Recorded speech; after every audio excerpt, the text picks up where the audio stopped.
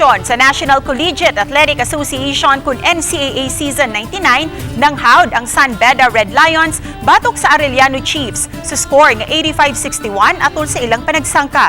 Sa yukayong nakalabaw ang San Beda ug gitapos ang halftime sa score nga 57-26. Naglisod na paggukod ang Arellano hangtod na human ang duwa nga nakalabaw og 24 points. Mihatod sa kadaugan si Jacob Cortez sa score nga 16 points, 3 rebounds ug 15 assists. Samtang sa unang duwa karong hapon, nagpang-abot ang University of Perpetual Health System Altas ug ang Emilio Aguinaldo College Generals. Pulbahinam ang duwa, sanglit pulos na nganti ang duha ka mga teams nga malangkat ang unang kadaugan sa season.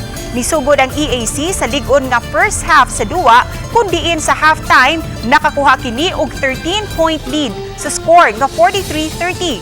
Di pa rin kamutan man sa Altas nga mugukod sa score apan gimintinar sa EAC ang ilang lead hangtod sa misunod nga mga quarter. Final score sa duwa 75 sa Generals samtang 67 sa Altas. Busatang ni mga kapuso ang dugang aksyon sa NCAA Season 99 sa GTV.